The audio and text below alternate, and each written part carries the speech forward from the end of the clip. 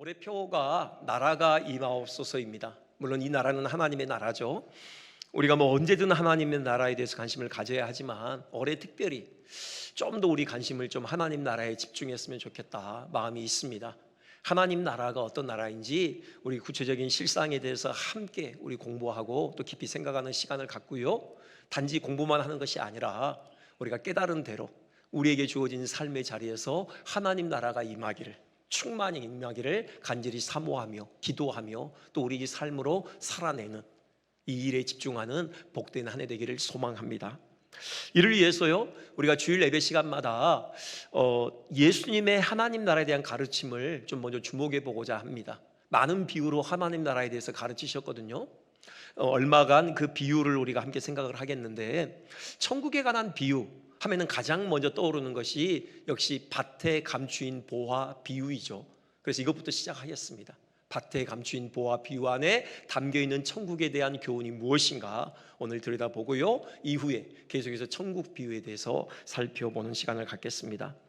이스라엘이요, 우리나라처럼 지정학적 요충지죠. 강대국으로 둘러싸여 있어요. 그것이 의미하는 것은 비록 작은 땅덩어리이지만 그 땅에 전쟁이 그치지 않는다는 거죠.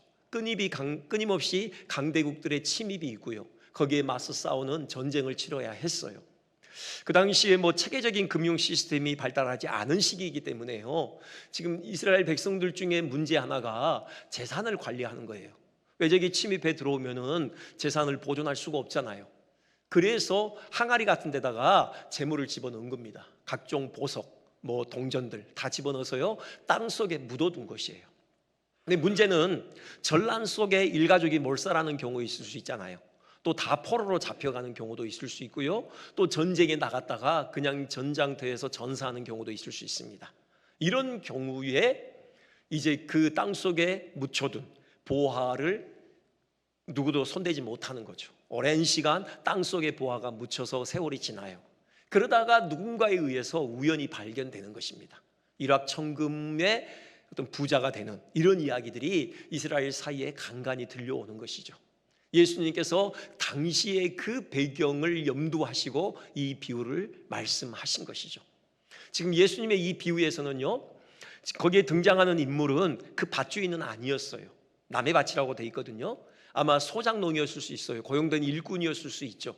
남의 밭을 열심히 갈다가요, 쟁기 끝에 뭔가가 걸리는 것입니다. 혹시 하는 마음이 들었겠죠. 그리고 설레는 마음으로 열심히 파보았어요. 아니나 다를까 보화가 들어있는 것입니다. 많이 흥분됐겠죠. 막 가슴이 뛰었을 것입니다. 근데 용케도 침착하게 일을 진행해요. 다시 보화를 땅에 묻어둡니다. 그리고는 집으로 달려가죠. 그리고는 있는 모든 재산을 다 긁어 모아요. 현금화 시킵니다. 왜요? 그 밭을 사기 위해서요. 마침내 그 밭을 사죠. 곧 보화를 자기 수중에 집어넣은 것입니다. 우리가 이 비유인데, 이 비유를 생각하다 보면은 뭔가 좀 마음에 딱 걸리는 게 있어요. 뭔가 좀 찝찝하다고 할까요? 뭡니까? 도덕적인 부분이 좀 걸려요. 그렇죠. 그 밭에 있는 보화이기 때문에 그 보화의 원주인은 밭 주인일 수 있잖아요. 그러면은 양심상 보화를 발견했으면은 밭 주인에게 달려가서 그 사실을 알려야 될 것 아닙니까? 그러면은 또 그 발견한 공로가 가상해서 그 중에 일부를 떼어줄 수 있는 것 아니에요. 그걸로 만족을 해야죠. 근데 끝까지 숨깁니다. 그리고는 모른 척하고 그 밭을 사요. 그리고는 보화를 다 자기가 독차지하는 겁니다. 뭔가 좀 도덕적으로 조금 문제가 있는 것 아닌가라는 그런 생각이 들 수 있어요. 그런데요, 우리가 성경을 볼 때 허락되지 않는 선까지 넘어갈 필요는 없습니다. 너무 간 거예요, 이건요. 우리 주님께서 이 비유를 말씀하실 때 그런 도덕적인 논란에 휩싸이라고 이 비유를 주신 게 아닙니다. 우리가 성경을 해석할 때요, 그 비유를 통해서 우리 주님께서 주시고자 하시는 메시지가 무엇인가 거기에 초점을 맞춰야 돼요. 이 비유를 통해서 우리 주님께서 하시고자 하시는 말씀이 뭡니까? 천국의 가치를 알라는 거죠. 천국은 그 무엇과도 비교할 수 없는 보배롭고 가치로운 보화와 같다라는 그런 말씀이에요. 그래서 그 천국을 대하는 우리의 태도가 어떠해야 하는지에 대해서 집중해서 말씀하시는 거죠. 우리는 거기에 국한해서 이 비유를 살펴봐야 하는 것입니다. 자, 한번 들어가 보겠습니다. 이 비유를 통해서 천국에 관해서 어떤 교훈을 주시는지를요, 먼저 말씀드린 것처럼 천국은 보화라는 것입니다. 그 무엇과도 비교할 수 없는 가치롭고 보배로운 보화와 같은 것, 그것이 바로 천국이라는 것이죠. 천국이 보화다 하면은 얼른 생각나는 그 장면이 사도 요한이 환상 중에 보았던 새 예루살렘 성이죠. 온갖 보석으로 치장되어 있잖아요. 그 성곽, 그 성벽이요, 그냥 일반 돌로 쌓여진 게 아닙니다. 벽옥이라는 아주 진귀한 보석으로 쌓아 올려졌어요. 그 성곽을 떠받치고 있는 주춧돌, 온갖 진귀한 12가지 보석들로 이루어져 있죠. 그 성문 12개거든요. 그 성문이 뭘로 돼 있죠? 진주로 돼 있습니다. 그냥 하나의 통으로 된 진주 같아요. 그 12가지 각각 다른 아주 진귀한 진주로 성문이 구성되어 있어요. 성 전체가 정금과 같다, 그렇게 되어 있습니다. 성 전체가 유리처럼 맑은 정금으로 그렇게 건축되어 있었던 것이죠. 거기다가요, 성 바닥, 그 길 역시 정금이었습니다. 온통 정금으로 길이 깔려 있었던 것이죠. 그래서 저는 어릴 때 지금도 기억나는 게, 가끔 목사님들께서 이 요한계시록 그 부분을 가지고 설교하시면서 천국에는 반드시 성화된 사람만 들어갈 수 있습니다 라고 설교를 하셨어요. 욕심 가지고 못 들어갑니다. 욕심을 품은 채 들어가면은 천국이 온전할 수가 없습니다. 모두가 그 보석에 눈독을 들일 것 아닙니까?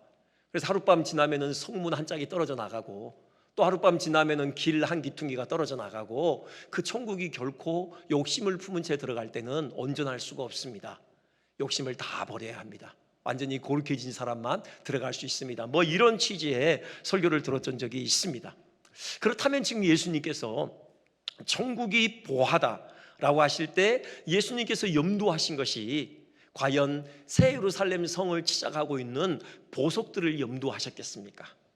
그건 아니라는 거죠. 여기서 말씀하시는 천국이 보하다 의미는 그 성을 치장하고 있는 보석에 방점이 있는 것이 아니죠. 천국을 영화롭게 하고 가치롭게 하고 보배롭게 하는 것은 그것을 치장하고 있는 보석들이 아니라요, 그 천국을 가득 메우고 있는 찬란한 하나님의 영광이에요. 여러분, 우리가 그것을 요한계시록 사도 요한의 환상을 통해서 분명하게 확인을 할 수 있어요. 계시록 21장 23절 그렇게 돼 있죠. 그 성은 해나 달의 비침이 쓸데없답니다. 왜요? 하나님의 영광이 비치고 어린 양이 그 등불이 되시기 때문이래요. 그러니까는 해보다 달보다 별보다 더 밝은 찬란한 하나님의 영광의 빛이 천국을 가득 채우고 있는 것입니다. 그렇기에 그 영광 때문에 천국이 더없이 보배롭고 영광스럽고 가치로운 곳이라는 것이죠. 예수님께서 천국이 보하다 하실 때는 그 하나님의 영광을 염두하신 것이죠. 천국의 핵심은요, 그 하나님의 영광의 임재예요. 곧 하나님께서 왕으로 임재해 계시고 또 왕으로 다스리시는 영역, 그것이 바로 천국인 것이죠. 그 천국이, 그 왕 대신 그리스도께서 통치하시는 그 천국이 어떻게 보배로운가, 우리는 이사야 9장을 통해서 분명하게 확인할 수 있습니다. 그 왕 대신 그리스도께서 어떻게 탁월하고 온전하신 분이신지 세 가지 덕목을 말씀하고 있어요. 특별히 거기 보면요, 김묘자라 모사라 그랬거든요.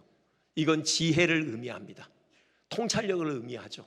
한 나라를 다스리는 지도자에게 있어서 빼놓을 수 없는 덕목이 지혜 아닙니까? 통찰력입니다. 미래를 꿰뚫어보는 통찰력이 필요한 거죠. 우리 주님께서 지혜에 있어서 한이 없으시다라는 겁니다.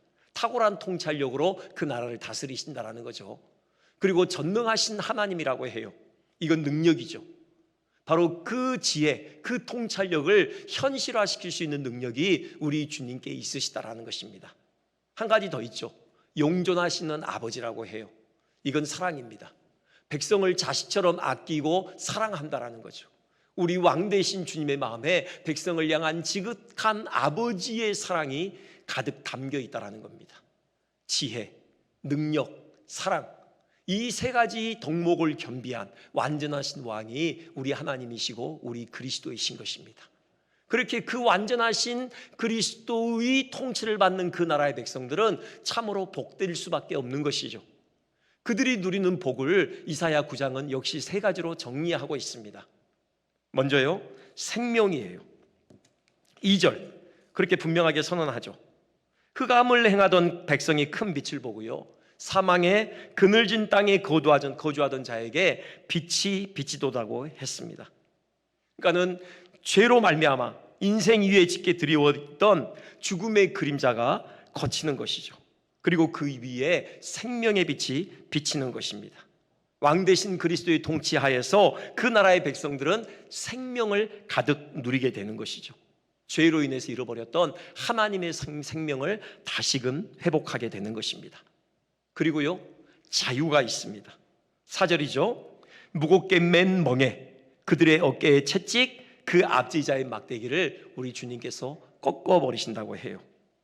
우리 그리스도의 통치하에 모든 억압과 매임이 끊어진다는 것입니다. 죄의 파괴적인 속성 중에 하나가 올가매미예요. 늘 말씀드리지만 바로 죄를 짓는 사람의 영혼을 옴짝달싹하지 못하게 죄로 올가매는 것이죠. 우리 주변의 많은 현대인들이 얼마나 이 중독의 문제로 고통하고 있습니까? 하나님의 나라에서는요, 그 죄의 사슬이 끊어진다는 것입니다. 왕 대신 그리스도께서 모든 죄의 사슬을 끊어버리신다는 거죠. 모든 묶임으로부터 자유케 하신다는 겁니다.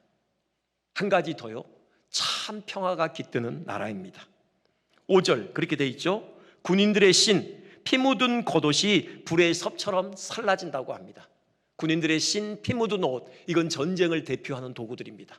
그것이 불에 살라진다는 것은 전쟁이 종식된다는 거죠. 그리고 평화가 도래한다는 것입니다. 죄의 또 하나의 파괴적인 속성이요, 죄가 반드시 분열을 가지고 온다는 거예요. 죄는 분열을 획책합니다. 죄가 들어가면요, 거기에는 분열이 있어요. 관계의 깨어짐이 있습니다. 어제 새벽에도 말씀드렸듯이 하나님과의 관계가 깨어지고요, 사람들과의 관계가 깨어지고, 심지어는 자기 자신과의 관계가 분열이 일어나요. 그리스도께서 왕 되심으로 다스리는 그 나라에는요, 이 깨어짐이 회복되어집니다. 다시 평화가 깃들게 되는 거예요. 에베소 2장 14절 분명히 선포하시잖아요. 그는 우리의 화평이신지라 둘로 하나를 만드사 중간에 막힌 담을 다 허무셨다고 합니다. 하나님과의 관계를 회복시키시고요, 사람들과의 관계가 회복되는 것입니다. 자기 자신과의 그 소외로부터 자유케 되는 것이죠. 진정한 평화를 되찾게 되는 것입니다. 자, 이거예요.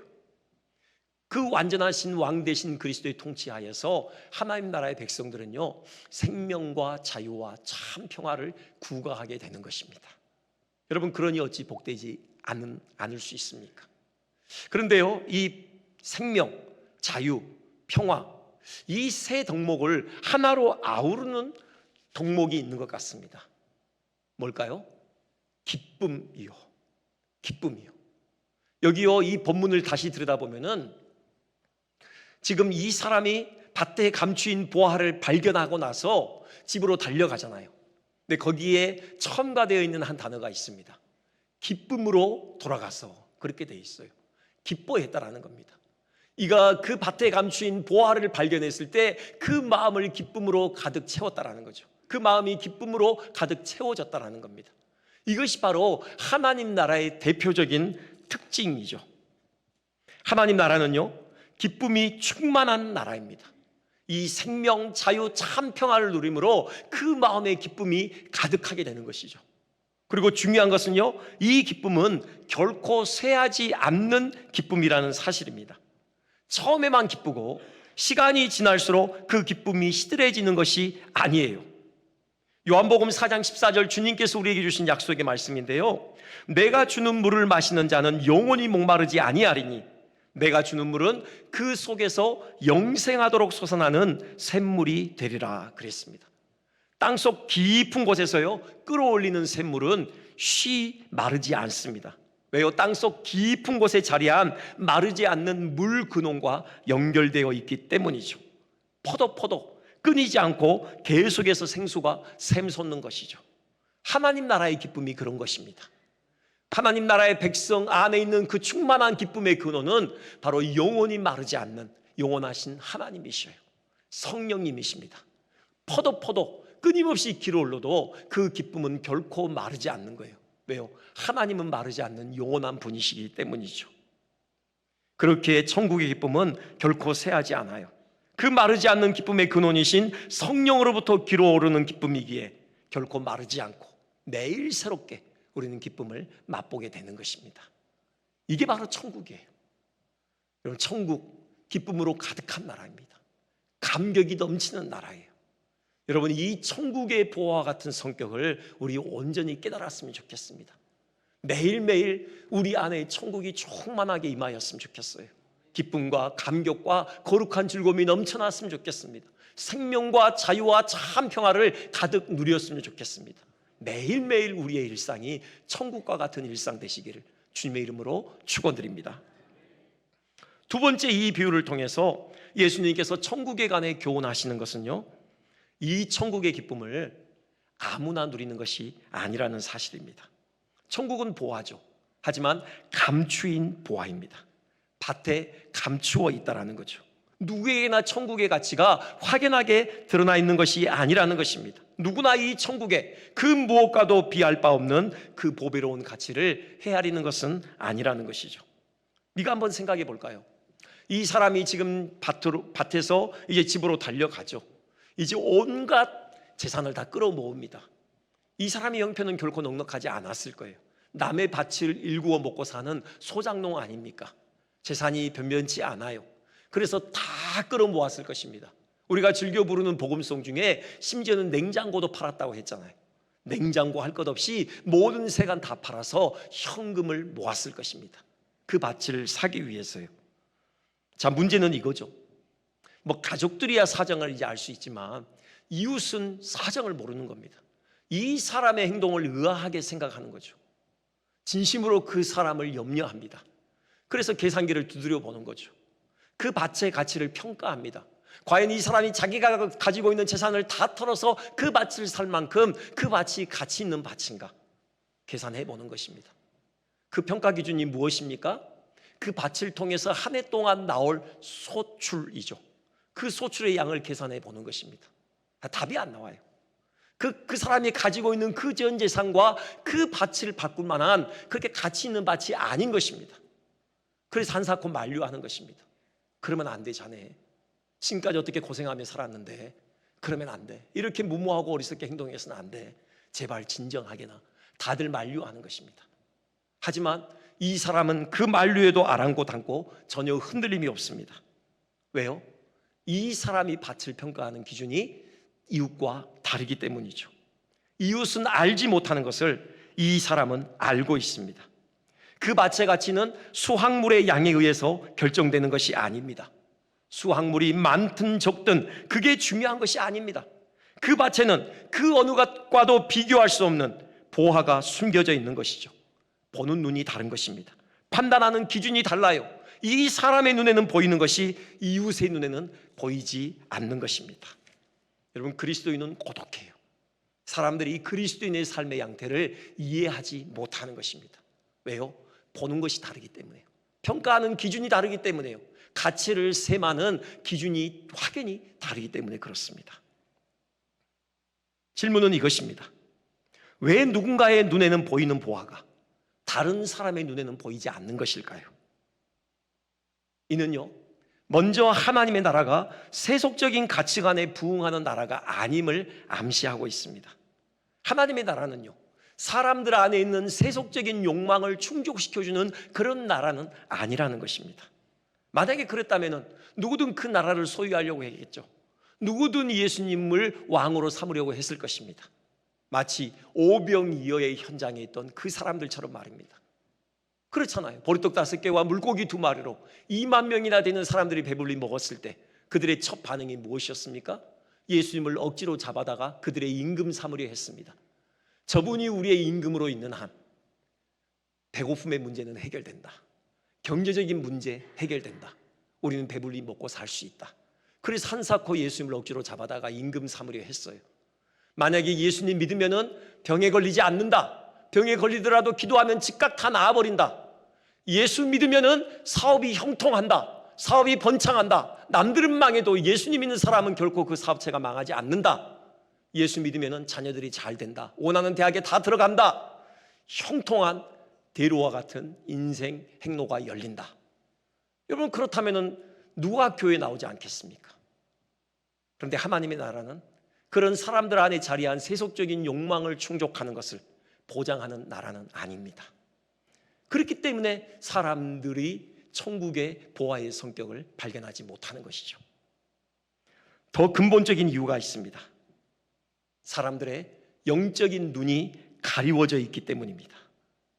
분명히 하나님의 나라는 이 땅에 들어와 있습니다. 왕 대신 주님의 그 찬란한 영광의 빛과 함께 이 땅에 들어와 있습니다. 그럼에도 그 영광을 사람들이 바라보지 못하는 것은 사람들의 영적인 눈이 감겨 있기 때문입니다. 고린도후서 4장 3절부터 4절 분명히 이렇게 선언하죠.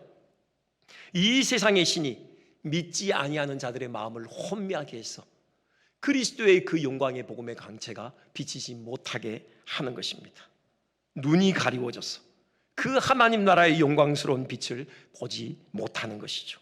하나님 나라의 그 감격과 기쁨을 이해하지 못하는 것입니다. 그렇다면 자명한 사실은 우리 눈에는 이 보화가 보이는 이유가 무엇입니까? 우리가 잘나서입니까? 우리 눈이 다른 사람보다 시력이 좋아서입니까? 우리의 마음밭은 다른 사람보다 훨씬 더 깨끗하기 때문입니까? 아닙니다. 전적으로 하나님의 은혜입니다. 하나님께서 우리에게 빛을 비춰주셨기 때문입니다. 그 하나님 나라의 그 감격과 기쁨과 그 영광, 그 생명과 자유와 평화가 무엇인지 맛볼 수 있도록 우리의 마음을 여셨기 때문이고 우리의 영의 눈을 열어주셨기 때문이에요. 고린도후서 4장 6절 분명히 선언하잖아요.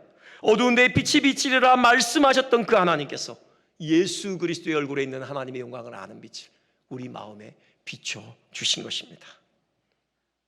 그래서 그 나라의 영광을 보게 하신 것이죠. 그 나라의 복됨을 맛보게 하신 것입니다. 전적으로 하나님의 은혜이고요. 그래서 자랑할 것이 없습니다. 오직 하나님께만 영광이 돌려져야 합니다. 구원하심이 보좌에 앉으신 우리 하나님과 어린 양께 있도다. 우리는 찬송해야 하는 것이죠. 그리고요, 아직 예수 그리스도를 믿지 않는 자들을 향해서 겸손한 마음을 가져야 합니다. 그들을 불신자로 보기보다는 잠재적인 신자로 볼 줄 알아야 할 것입니다. 하나님께서 그들에게도 이 천국의 가치를 깨달을 수 있도록 눈을 열어주시기를 간구해야 할 것입니다. 그리고 말씀을 전해야 할 것입니다. 우리 주변의 사람들을 돌아보십시오. 아직도 영의 눈이 열리지 않아서 이 천국의 감격과 기쁨을 헤아리지 못하는 사람들이 있습니까? 여전히 그들 앞에는 밭에 감추인 보화와 같이 천국이 머물러 있습니까? 우리 기도합시다. 하나님께서 그들의 영을 열어주시도록요. 그래서 이 천국의 보화의 가치를 알고 모든 걸 팔아서라도 이 천국을 소유하는 자들 되도록 우리 함께 은혜를 간구하며 나아갑시다. 세 번째, 정말 중요한 천국에 관한 교훈이 담겨 있습니다. 이 천국은요, 우리의 모든 것을 다 팔아서라도 반드시 소유해야만 하는 보화라는 사실입니다. 그렇죠? 이 사람이 그랬잖아요. 자기가 가지고 있는 모든 소유를 다 팔아서 그 밭에 있는 보화를 샀던 것입니다. 물론요, 이는 우리 편에서의 공로를 의미하는 게 아닙니다. 우리가 공로로 구원을 받는다, 그런 의미가 아니에요. 하나님 나라라는 영원한 기업을 얻기 위해서는 우리 편에서 그만한 대가를 치러야만 한다. 액면 그대로 우리가 치른 대가에 의해 하나님 나라가 우리에게 주어지는 거다, 그런 의미가 아닙니다. 우리 중에 아무도 우리의 생명의 값을 치를 수 있는 부유한 자는 없습니다. 시편 49편 7절부터 8절이죠. 아무도 하나님께 생명의 속전을 바치지 못한다고 합니다. 이유가 뭡니까? 그 생명을 속량하는 값이 너무 엄청나기 때문에 영원히 마련하지 못한다는 겁니다. 우리 자신의 생명, 그럼 우리 형제의 생명, 그 누구의 생명의 속량도 우리는 마련할 재간이 없습니다. 너무나도 가치롭기 때문에 세상에 있는 모든 재산을 다 끌어모아도 단 한 사람의 생명도 속량할 수가 없어요. 그렇기 때문에 예수님 오신 것입니다. 영원한 하나님의 아들이 오신 것이에요. 그분의 생명을 우리 대신 내어주신 것입니다. 영원한 하나님의 아들의 생명이기 때문에 우리 모든 사람의 생명을 속량하게도 남는 그만한 가치를 가지고 있는 것이죠. 우리는 오직 믿음으로 값없이 그 생명의 속량을 받는 것입니다. 분명히 선언하잖아요. 이사야 55장 1절에요. 돈 없는 자도 오라. 와서 사 먹되 돈 없이 값 없이 와서 포도주와 젖을 사라. 분명하게 말씀하십니다. 우리가 치를 수 있는 값이 아니에요. 예수 그리스도께서 치르셨기 때문에 우리는 믿음으로 취하는 것입니다. 우리는 믿음으로 하나님 나라에 들어가는 것이고 믿음으로 하나님 나라의 그 영광과 복됨과 기쁨을 맛보게 되는 것입니다. 그러면 이 천국의 보화를 얻기 위해 우리의 모든 소유를 다 팔아야 된다. 그 주님의 말씀은 어떻게 이해해야 합니까? 믿음의 성격을 의미하는 겁니다. 천국 백성의 정당한 삶의 태도가 무엇인지를 말씀하시는 것입니다. 예수님을 믿는다는 건요, 믿습니다. 한마디 고백 내뱉고 퉁치는 게 아닙니다. 그 믿음, 예수님을 믿는다는 건요, 예수님을 우리의 왕으로 모셔드리는 것입니다. 그분의 왕되심에 전적으로 순복하는 것입니다. 천국 백성의 정당한 삶의 태도는 바로 예수님을 우리의 왕으로 받아들이고 모셔드리고 그분의 왕되심에 우리 자신을 온전히 쳐서 복종시키는 그런 삶의 태도인 것이죠. 곧 모든 소유를 다 팔아 천국을 사라는 것은요, 우리의 모든 소유의 소유권을 우리 왕 되신 주님께 이전시켜드리라, 그런 의미입니다. 모든 것이에요. 한번 구체적으로 몇 가지만 살펴볼까요? 마태복음 19장 29절 보면 이런 말씀이 있습니다. 영생을 상속하기 위해 뭘 해야 되느냐? 집, 형제, 자매, 부모, 자식, 전토를 버려야 한다는 겁니다.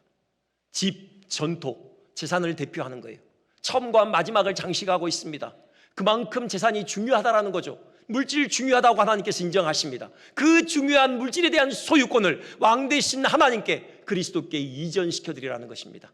다 팔아서 현금화해서 헌금하라는 게 아닙니다. 그것의 소유권이 왕 되신 주님께 있음을 인정하라는 것입니다. 우리는 스스로 청지기의 자리에 서라는 것입니다. 그 가운데 있는 것, 형제, 자매, 부모, 자식, 인간관계죠. 가족관계입니다. 가족관계는 인간관계의 가장 근원이 되죠. 가족관계를 비롯해서 모든 인간관계의 소유권을 왕 되신 주님께 넘겨드리라는 것입니다. 우리가 누구를 만날지, 누구를 만나지 말지, 누구를 사랑할지, 누구를 섬길지, 누구하고 척을 지며 살아갈지, 이걸 내가 결정하는 게 아니라는 것입니다. 모든 인간관계의 주인은 왕 되신 우리 주님께 있어야 한다는 것입니다. 그분의 뜻대로 사람들과 관계해야 된다 말씀하십니다. 가장 중요한 소유권이 있습니다. 우리의 목숨입니다. 마태복음 16장 24절 25절 말씀하시죠. 자기를 부인하라고 합니다. 자기 목숨을 내어놓으라고 합니다. 여러분, 가장 중요한 우리의 목숨의 소유권마저도 왕 되신 주님께 이전시키라는 것입니다. 내가 내 목숨의 주인이 아닙니다. 나의 생명의 주인 되신 예수님을 인정하라는 거죠.